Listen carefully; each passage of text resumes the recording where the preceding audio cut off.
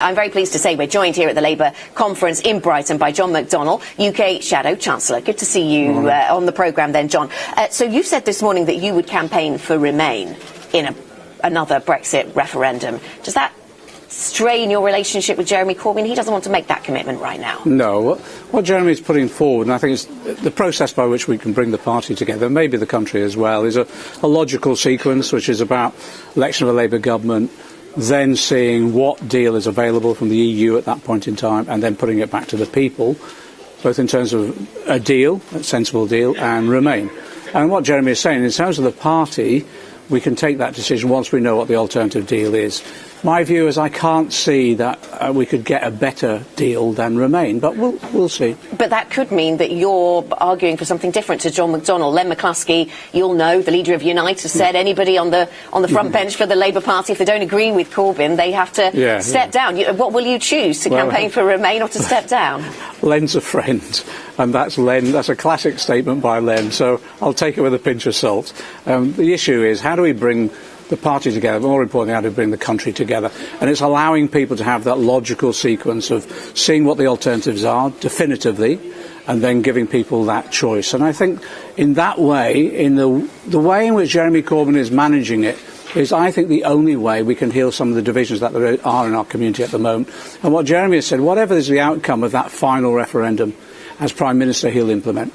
Tom Watson has said that he sees a Remain campaign as the quicker path to power. Would you agree with that? There's issues beyond just party advantage. We're talking about the national interest now, and one of the key elements of the national interest is to make sure that whatever path we take is the best path, but also a path that brings the country back together again. We can't go on with a divided society in the way that we are at the moment, and so that's why Jeremy, and it's his style, he's a consensus builder.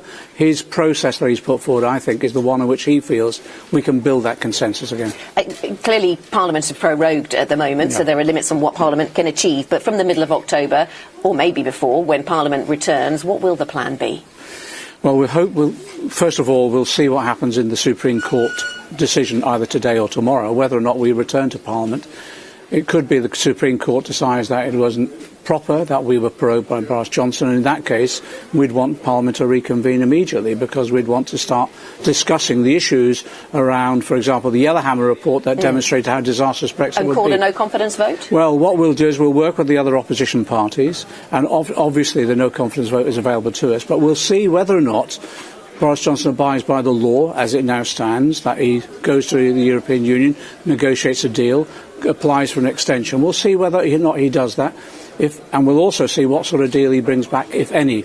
So we'll be meeting with the other opposition parties, and we'll plan our strategy almost on a daily basis now. We're covering the news around Thomas Cook, of course, this morning, and the collapse of that over 150-year-old business. What would you be doing if you were in government right now? Well, it's interesting. Thomas Cook used to be in public ownership and was privatised a number of years ago.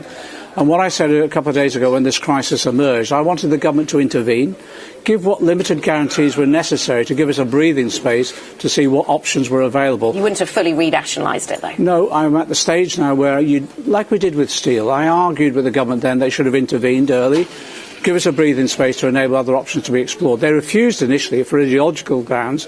Eventually they intervened, and we then looked at other options. That's what we need to do here. On renationalisation, of course, some of your plans involve water companies, energy businesses. We heard from Rebecca Long-Bailey yesterday that the legislation is ready. What is going to be the compensation then paid to the current owners of those businesses when they are renationalised? It'll be determined by Parliament, and it'll be based upon a range of factors. Any formula that you can let us in on? That Parliament will hear first. That's our responsibility. The key issue for us is to make sure there's a democratic decision arrived at by Parliament to enable that to happen. Climate change, clearly a big issue. John, we saw last week climate protests, UN General Assembly set to talk about that. You've called for Britain to pay reparations to the global south, to emerging markets, as have other climate groups, because of our role in the industrial revolution. What kind of impact do you see that having? What exactly are you calling for? OK, we convened an international social forum where we invited representatives from around the world, from global movements in the global south in particular. And what that discussion said was, we had to accept that we were the first industrial revolution, the first contributors to climate change, and we had a responsibility, as well as our colonial past as well. So we had a responsibility to work with representatives from the global south to help them tackle climate change and work together, because it affects us all.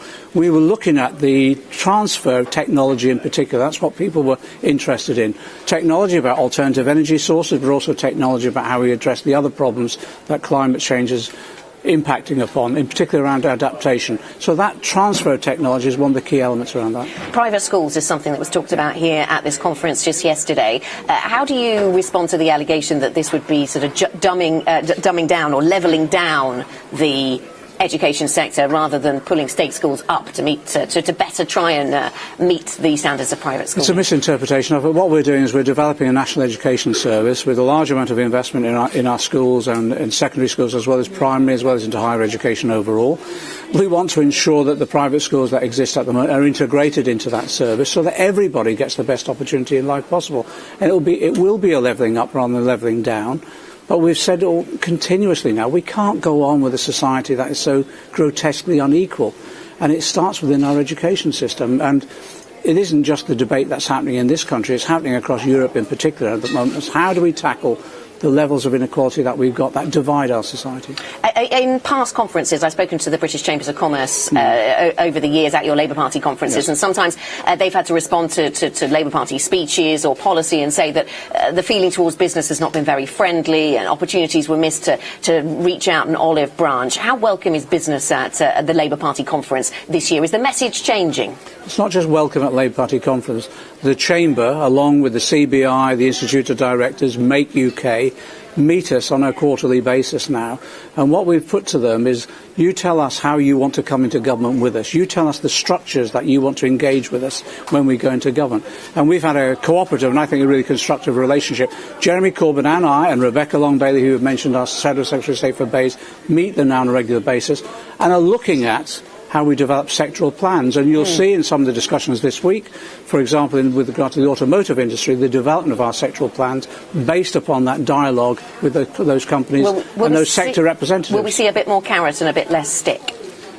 You'll see a combination of investment that we're all on the same page as well as how we ensure that we work together and setting up the structures to work together.